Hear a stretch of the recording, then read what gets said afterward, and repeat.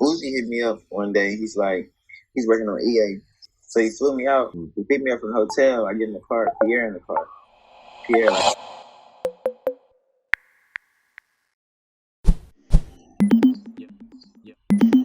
hello? Yo, what's up? What did you, dog? You're trying to get something to drink from the airport? Yep. Bro, it's super expensive there, man. Well, yeah. Overpriced everything at the airport, man. Everything overpriced, man. Everything. Yeah. You hear me? Yeah, I can hear you. I can hear you fine. Can you hear me? Okay. I'm just not trying to get like too loud, man. Oh, okay. On my end. Yeah, I can hear you. For sure, yeah. What are you up to, man? I know you're in LA today. What's up? Yeah, I'm in LA, man. I'm feeling good. I had a show. I had two video shoots today. Where at? Melrose. Oh, okay. I think it was with No Jumper, right? Yeah, I had one with No Jumper, and then I had one with Tato. Oh, okay, sick. I know that you already did a No Jumper interview, though. Why would you do it again? Well, no, we didn't do an interview. We did like podcast. Yeah, we did some other things, like some cool questions, bro. Oh, okay, cool, sick. We did some crazy questions, yeah. Yeah, it's sick, dude. It's crazy. So basically, our hip hop media outlet is called Kids Take Over. So we're all about the youth, man, and I just feel like your music is totally for the kids, and like you're super young, for sure, right? So I think I found you through a Triller video, and it was like you and Uzi and Pierre Bourne. You know what I'm talking about, right? So I just thought that was so crazy, and then after that, it kind of got me hooked onto Groceries, your song with Chance the Rapper. So I'm just excited to do this, and I just want to hear like more about your upbringing, right? So I know that you made a whole album about like high school, right? Tell me more about like your high school experience. Were you overall happy in high school, or how was that? Yeah, definitely. I was extremely happy in high school, man. I was extremely happy. Basically, my high school life was we doing a lot of partying. Exactly what was portrayed on Guys Being a Party and Freshman. Yeah, everything about that was like true. The situation with Gabby, situation with lunchtime, situation with slushes from Sonic. Like all that was happening because in my high school life, it was a partying high school life, but I had fun the whole time. Yeah, I had fun. It was one of the dopest moments. Really? But it was a lot of partying. Definitely a lot of partying. Met a lot of people. Yeah. Did you introduce your music through the party scene at all, or no? Like, no, I wasn't making music at the moment. Oh, really? So that was after you graduated? Well, I wasn't making music in high school. I was dancing. I was dancing. So, like, I had the dancing skill first. Yeah. So I'm like dancing, just dancing so much. Yeah. And then music didn't come until later. In high school, I started producing. So I wasn't making music. I was really strictly just producing for other artists. And then after college, after I got done producing in college, doing like certain videography, I started making music. Yeah. In Houston, because I know you grew up in Houston, right? Was there? I know like dancing was super big in Houston. Like, I forget there was a dance called like jigging or something. I don't know. Yeah, jigging. Yeah. Yeah, was that something that you were a part of a lot? Yeah, definitely. Yeah, definitely. I was like an extreme jigger. That's it. Like, yeah, that was the main thing. I was doing that stuff daily. Are there still videos of you doing that on the internet or what? Yeah, definitely. Yeah, probably from 2011. Yeah, super back, long way back. I feel like you don't get starstruck anymore because you've already met like Lil Uzi, Pierre Bourne, Rocky and stuff. So like, I want to know, how the heck did you make a Triller video with Lil Uzi Vert and Pierre Bourne? So Uzi, hold on, Sonny, okay? So Uzi, that's one of my close brothers. So long story short, Uzi hit me up one day. He's like, he's working on EA, and he's like, "Hey, where you at?" I'm like, he just called me because he normally just called me randomly. He's like, "Where you at?" I'm like, "I'm in Houston." He's like, "Okay, I'm working on EA. I need to fly you out to do some production." I'm like, "All right, cool." Like, what's up? So he flew me out, and then when he picked me up, because I went to the hotel. It's like I flew out to Philly. He picked me up from the hotel. I get in the car. Pierre in the car. Pierre, like, yeah, we just working on stuff, trying to get some tracks. I'm like, all right, cool. At that moment, I didn't know Pierre, but my energy, we just became cool. Yeah. And then from there, we got back to the hotel.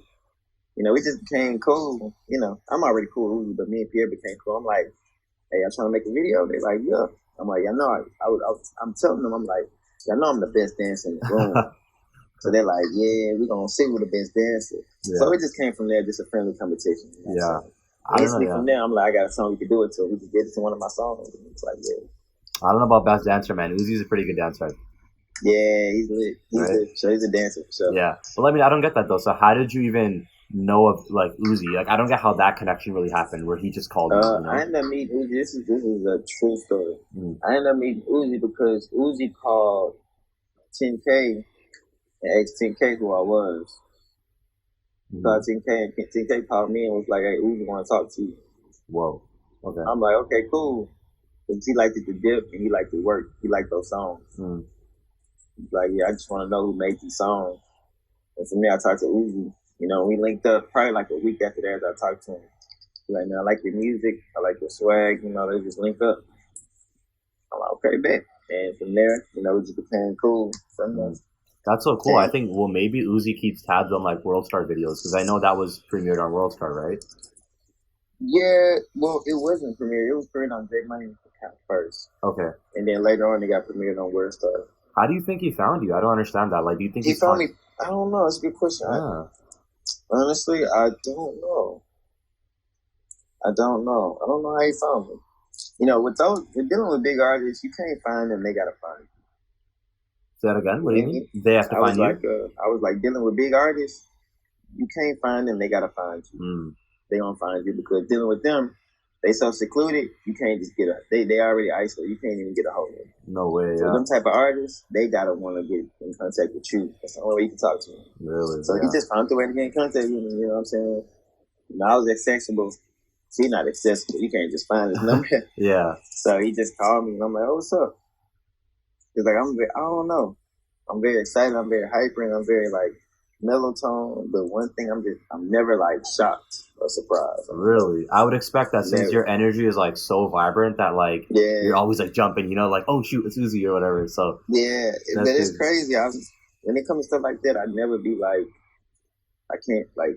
It'd be moments like they'd be like surreal for sure. Yeah. I'd never be like starstruck. Never. Mm-hmm. So you have production credits on EA, like you were actually producing songs for him. We did a couple of tracks. I don't know what's on there. I don't know. Mm. I heard a couple of tracks on there, but I don't know what I did on there. Yeah. Okay. Well, how was that like being in the studio with those two guys who are at like the top of their careers? I think.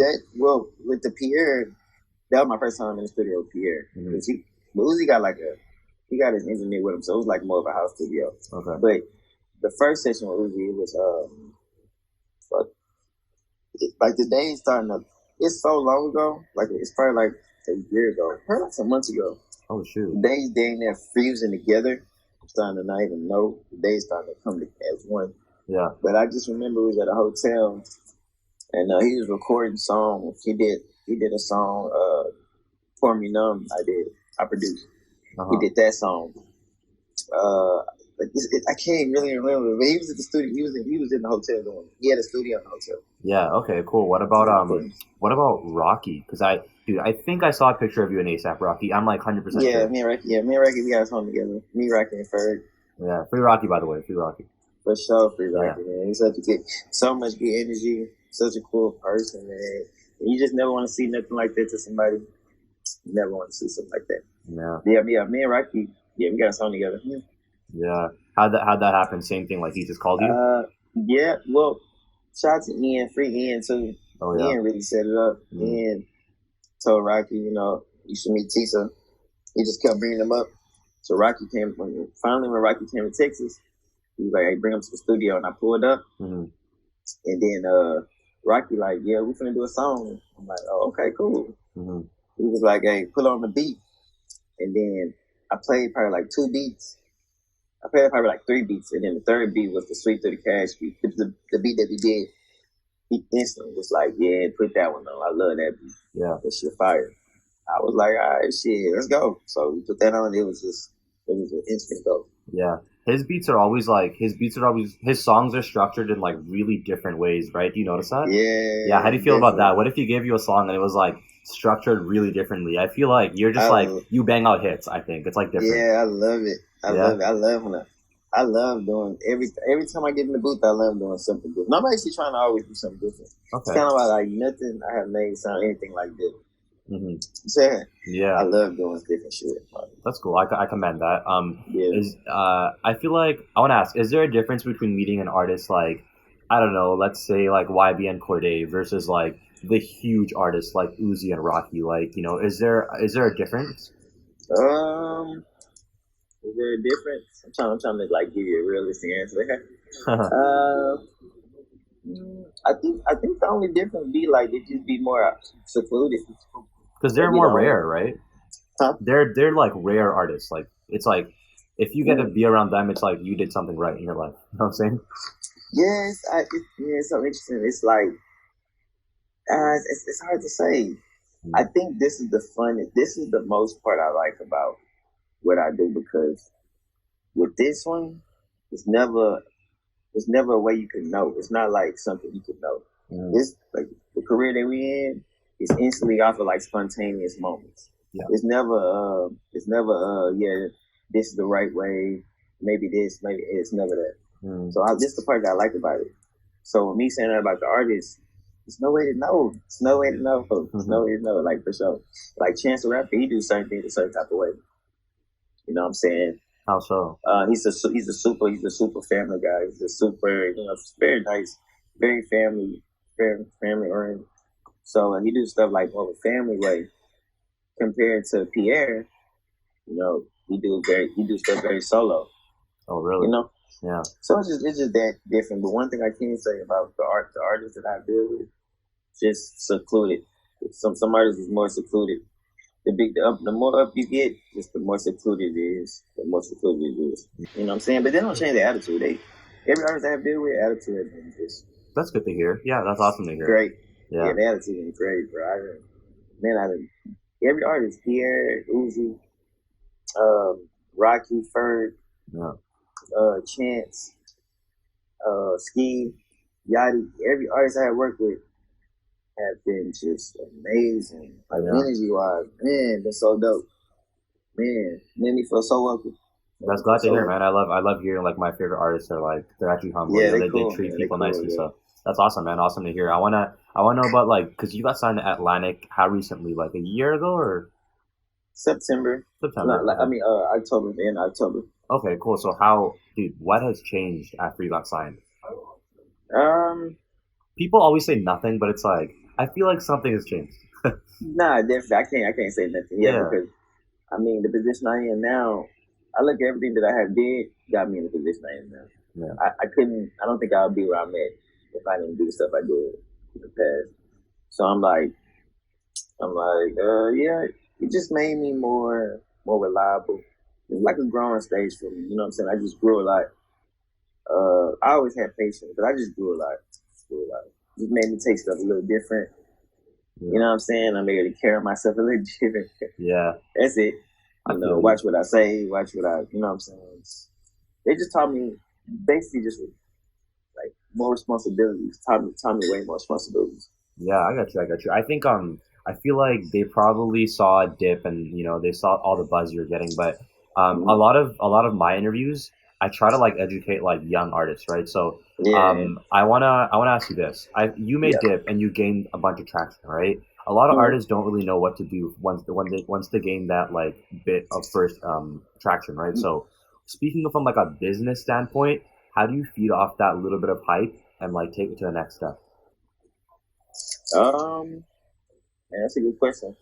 I mean, that's why I said with this type of job we do, it's never a way you can know. Yeah, it's never a way you can know because the advice I can be giving somebody could just steer them down the wrong way. So the best thing I could say is, with this type of job we do, you never know. You know what I'm saying? You gotta find what works for you the best because, I mean, what works for Cordae, don't matter what I do, that shit might not work for me. It's like really specific to each artist. Yeah, so it's like this is when it get down to you knowing yourself and finding out what works for you the best. You know what I'm saying? Because for me, I done made a whole new promotion scheme. The way I promote, I come in the camera and I play my song in the background. Yeah. Cordae probably don't promote his music like that. He probably promotes his music by just saying the date. Yeah. And then when that date drop his music, his song drop, and then his song do great. Yeah. Compared to how I do it, I can't, I don't do it like that. But like with Cardi, he don't even promote it. He just let it drop for one day. Yeah. You know, so it's like, I can't do that though. Like, that's not my promo scheme. That's not how, you know what I'm saying? Yeah. So, I commend that. I want to know more about like your bubbly personality. It's just like your energy is so Hey. dope. I feel like you're really embracing your personality as an upcoming artist, right? And also like, dude, I saw that you're sober. Like explain that to me. Yeah, I'd be extremely sober. Yeah, basically the sober came apart because like I never smoked, but like my college life I was drinking like crazy. You know what I'm saying? Like I'm like, okay, my body, my selling point, okay. I want that to be a key factor for me, you know what I'm saying? Because I'm constantly in people's face. I'm like, you know what? Let me just go ahead and just stop drinking. That's the reason why I don't drink no more. It's just because like I just want to keep my body together, you know what I'm saying? And feature wise too, like to, you know, just to preserve it. Yeah. But yeah, my energy, yeah. I just think like I just put it as like it's my job. It's then my job to rock in the room and try to lighten it up. I mean, it's truly who I am. Not even my job. It's just truly who I am. Yeah. When I be talking to people, I don't know. I just know like energy is so important. Whatever energy, however I come on this phone when I'm talking to you. Yeah.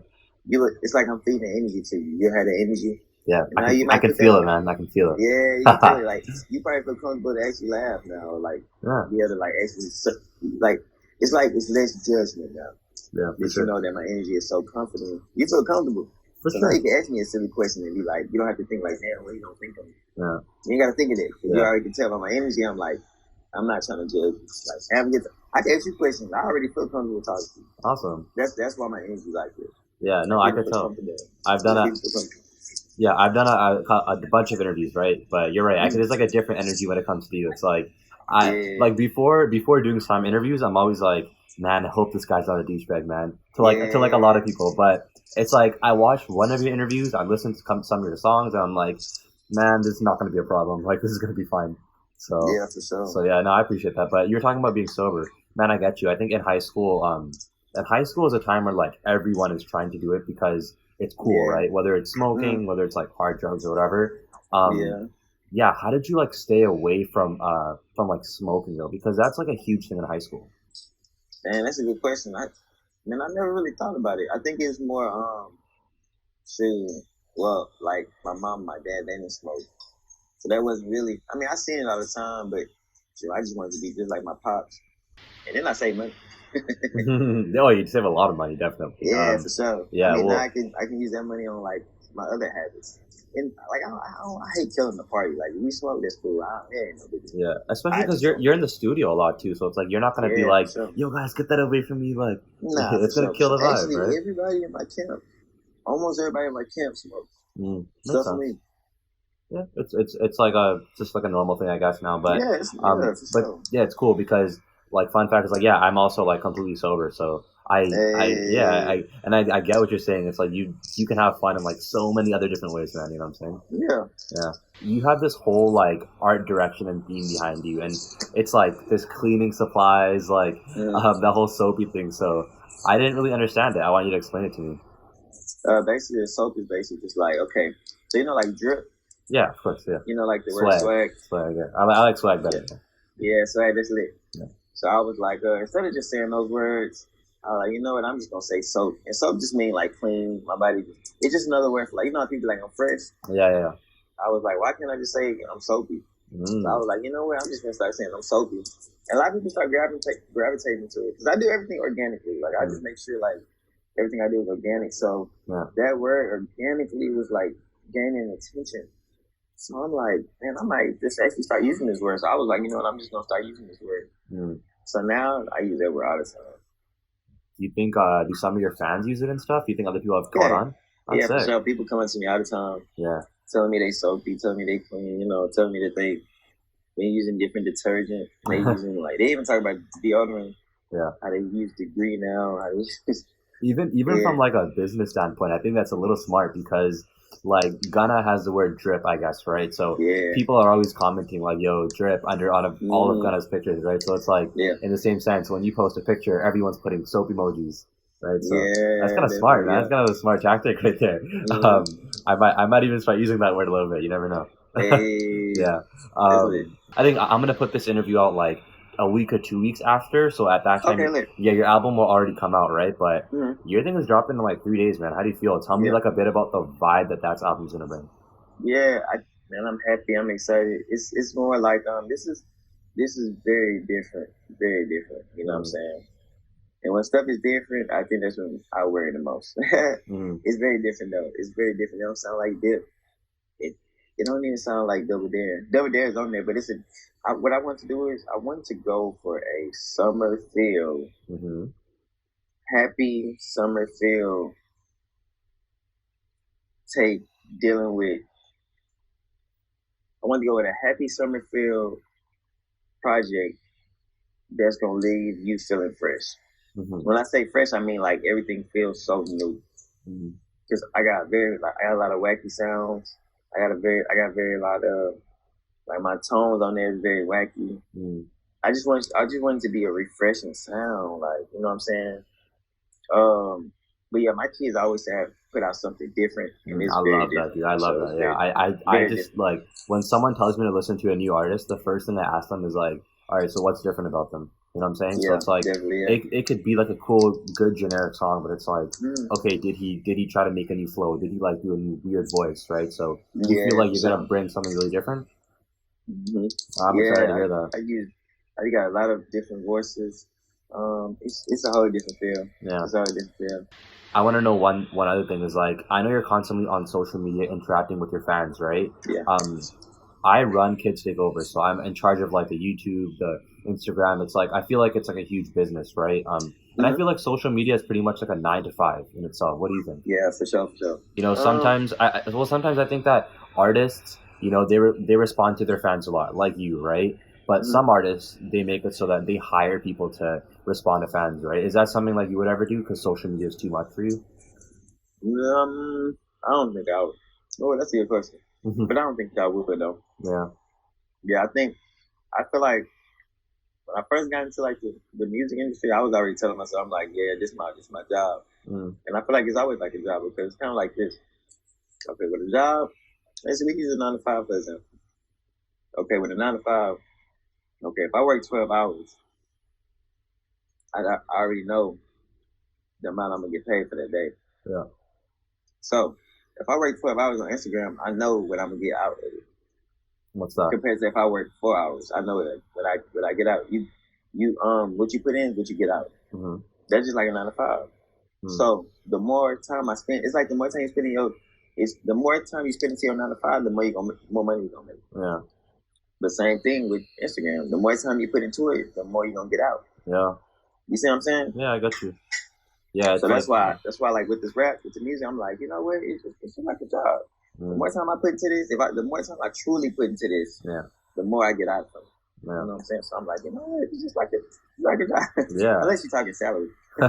Yeah, I mean, well, in a sense, I kind of have thought that like doing something on social media as a creative, sometimes it could get even more stressful than a 9 to 5 because I believe you. Sure, yeah, you can pick your own hours and stuff, but like, dude, the amount of work you have to do and like you can't, in a sense, you can't really pick your own hours because there's like good times to post. You know what I'm saying? So it's like, definitely. You gotta do all that stuff, and I don't think it's that much different than an actual job.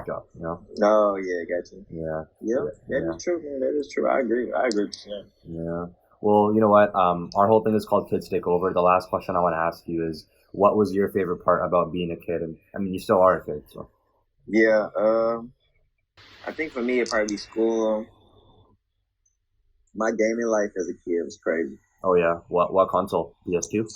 I had every console. I had like my first game was the Dreamcast, and then from there I had the PlayStation 1, and I had PlayStation 2, and I had the Xbox. Then now I'm Team Xbox, but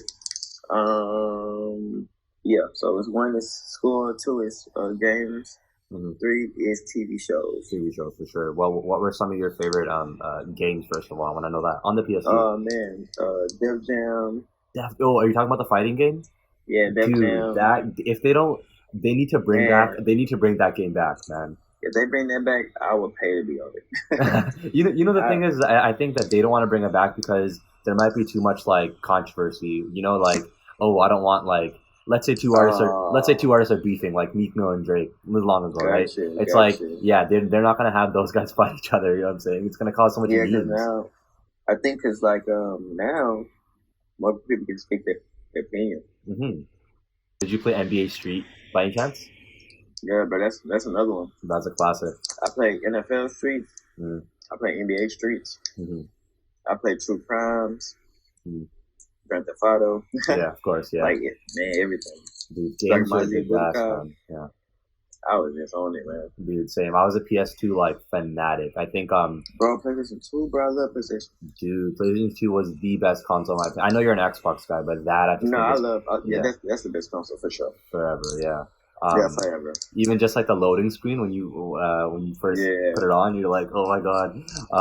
But yeah, for sure. And you mentioned TV shows. What were some of your favorite childhood TV shows? Zoey101. Bro, SpongeBob, my favorite show of all time. The Dexter Laboratory, Zoey101, Jordan Bravo. Yeah.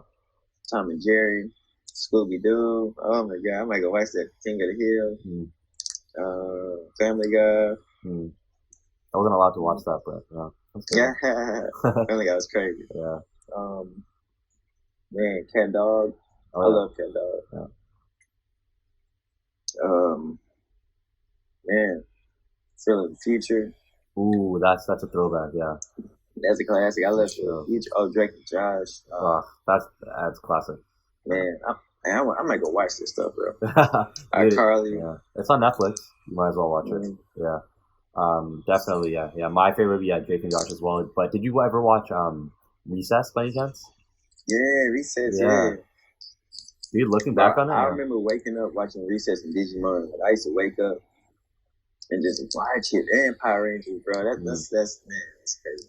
I don't know if you know, like with Recess, dude. I rewatch because I have nephews now, right? So I'm 19 by the way, but I do have nephews. Bro, 19, bro, that's so lit. Yeah, I know. I look a bit older because I got the beard. Yeah. But I have nephews now, so I was watching Recess with them, and dude, there's so many weird things that are just like not realistic. Like, dude, they have a king at their school who rules the football jersey. Yeah, like, bruh, that's not right, man. What the hell is that? That show really had some extreme plot devices. Very, and then the snitch, dude, I hated that guy. Yeah, Randall. It was getting a little too like what's actually going on there. For sure, yeah, I feel you. But anyways, man, I really enjoyed talking to you, and yeah. Man, thanks, man. I just hope I was able to give you the best answers. I was trying to give some just accurate, man. Yeah, no, for sure. I really enjoyed this. I'm gonna release this in, let's say, 2 weeks, okay, and then. Man, I'll send it to you through Instagram, and I'll send it to your manager, of course. Okay, Lee. But yeah, I wish you more success and good luck on the album release. Okay, for sure, brother. Okay. Thank you, bro. See you, man. Yo, guys, thanks for watching that interview. I am currently in bed right now. I'm just thinking about this event that's happening tomorrow where I'm going to be speaking about the business side of KTO. I don't think I'm going to upload it to YouTube, but it will be uploaded on our Instagram, which is @KidsTakeOverIG. So go check it out over there if it's up. And it is time for the top comment. So on the last video, Andrea Nunes commented, "I've been doing graphic design specifically to work with artists, so this helped. Good content that's actually useful to us fans." Yo, you don't know how happy I am to hear that. There's going to be more videos like that. But otherwise, subscribe to Kids Take Over, almost at 3K subs, and watch the last video we did.